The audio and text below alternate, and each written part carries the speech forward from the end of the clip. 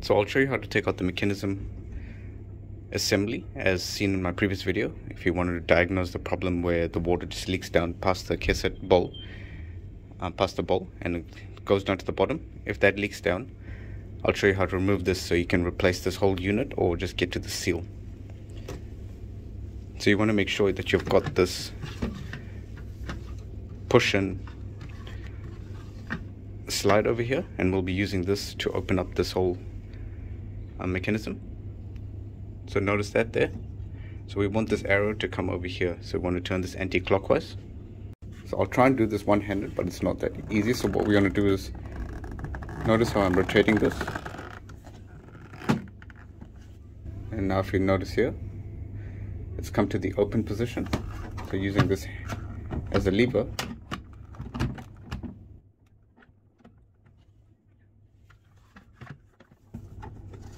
grab this, take it out. So there's your float, and there's the assembly. So now if you want to just replace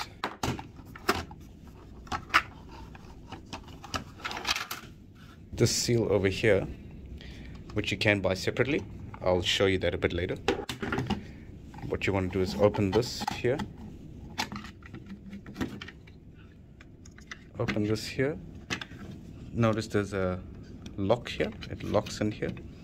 So you just want to, you can either leave it there as so, or you can just lift this up and just push it a bit further, just to give you a bit of extra clearance.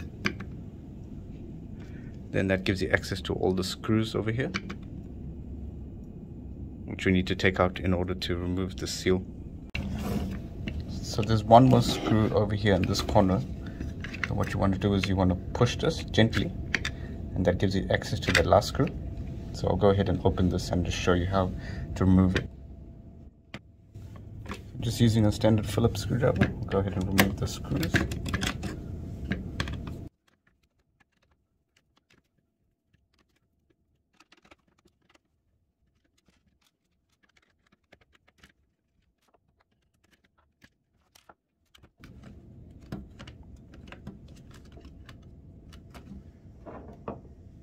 So now you have two choices. You can either remove this whole plastic assembly here, or you can just remove the seal internally.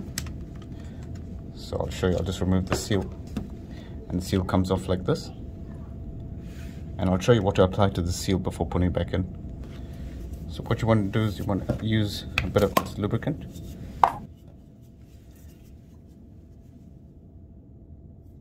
This is what it is, and you want to spray a bit all around here. So spray all around here, lubricate the seal properly. And in here is just a groove where the seal goes in. So you just want to make sure you seat that groove properly. If you do want to take this whole thing off, you have to take the screw off and remove the whole thing, but you don't have to. So now we'll go ahead, imagine this is a new seal. We'll put it back in here.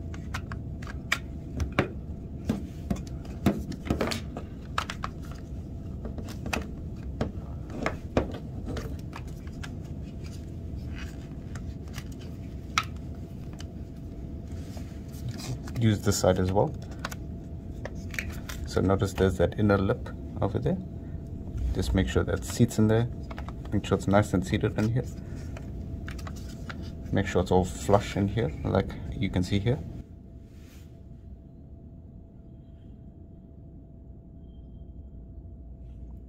So make sure it's all flush and seated. Once you're happy with how it's seated, then you go ahead and re-put all the screws back in. And just tighten this all up, and only hand tight, do not over tighten it.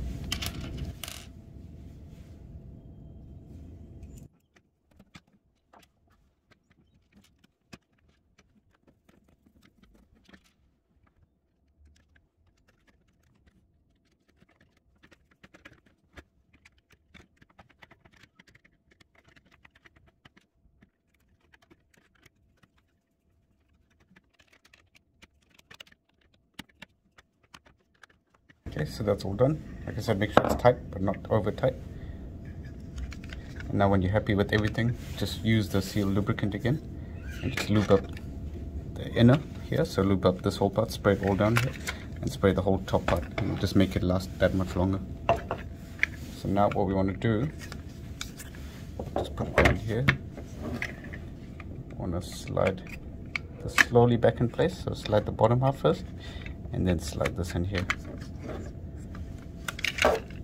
Then we can test it over here at the top. It should close like that, and you should hear it lock in.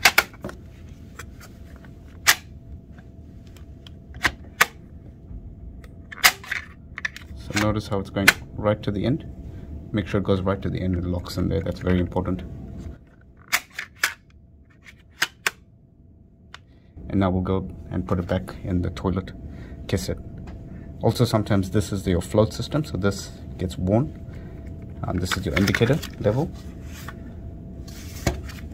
so you can lubricate this part here as well using something like silicone or that same seal lubricant. And you can lube up all these parts to make sure they last a lot longer.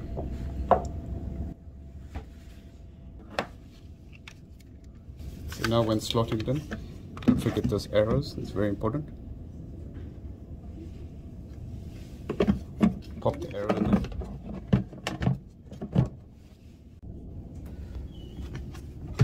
So when putting the float in, just make sure you slot it in there and it doesn't bind.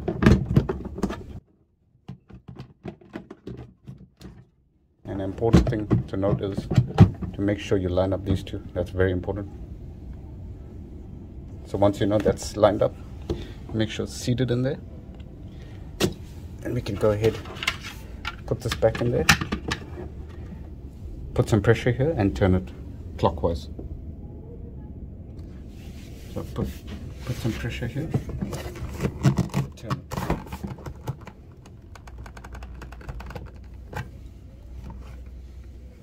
So you want to turn it till it's back at the original position of this arrow.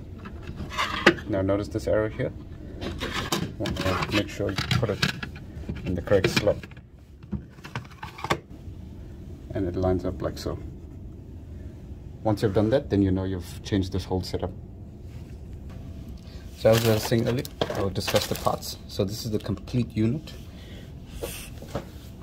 that you can replace. That's seen in my previous video.